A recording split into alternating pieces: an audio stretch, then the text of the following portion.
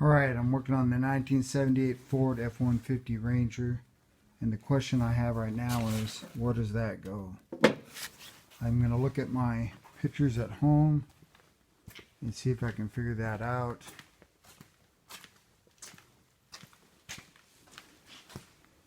The water pump wasn't a perfect fit. It does work, but